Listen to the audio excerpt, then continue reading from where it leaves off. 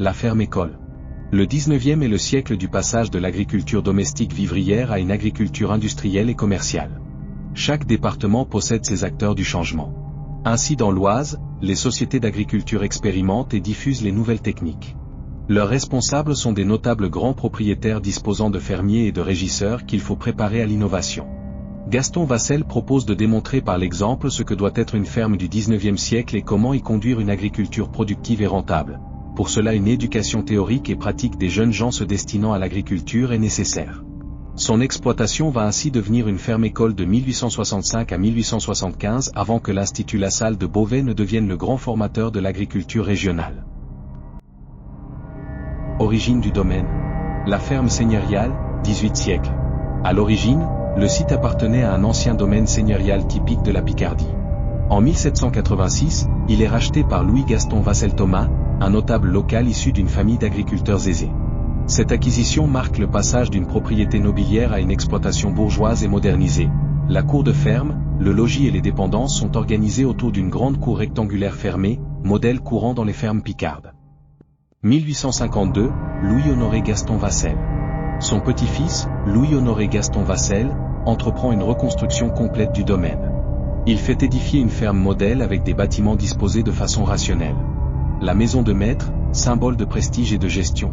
Les écuries, les granges, l'étable, le pressoir et la laiterie, ainsi qu'un pigeonnier et un potager clos.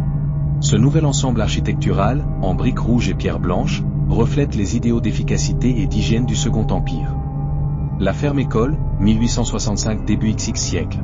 En 1865, la ferme devient une ferme-école, un lieu de formation pratique pour les jeunes agriculteurs. Elle servait à enseigner les techniques agricoles modernes. Rotation des cultures, emploi de machines, élevage sélectionné, comptabilité rurale. Les bâtiments sont adaptés. Les écuries et étables deviennent des ateliers pédagogiques. La grange accueille les démonstrations de battage. La maison de maître abrite les salles d'enseignement et les logements des enseignants. Cette vocation pédagogique est un témoignage rare de la diffusion du savoir agricole au XX siècle.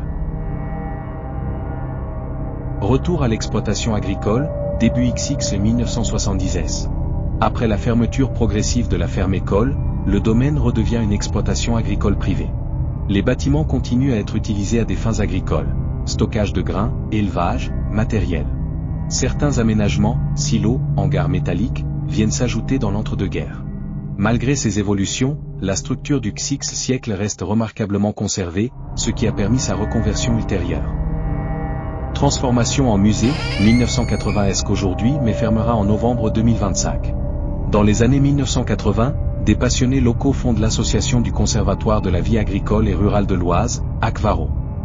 Leur objectif, sauvegarder le patrimoine bâti et les outils anciens témoignant de la vie rurale.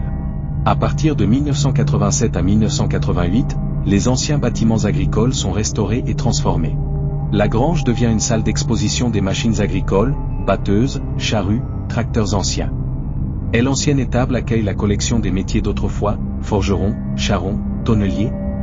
La maison de maître reconstitue les intérieurs bourgeois du début XX siècle, cuisine, salon, salle de classe.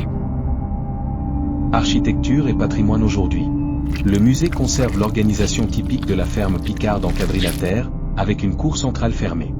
Les matériaux d'origine, briques locales, pierres calcaires, toitures en ardoise, ont été restaurés avec soin. Plusieurs bâtiments sont classés ou inscrits à l'inventaire du patrimoine rural remarquable de l'Oise. Le pigeonnier, la laiterie et le fourni sont encore visibles, donnant une image authentique d'une exploitation du XX siècle. Après cette dernière visite, j'ai découvert un patrimoine remarquable qui mérite à être découvert et sauvegardé. J'espère aussi que l'association trouvera des nouveaux locaux d'exposition. Plusieurs bâtiments sont classés ou inscrits à l'inventaire du patrimoine rural remarquable de l'Oise. Ils méritent une mise en valeur dans l'avenir.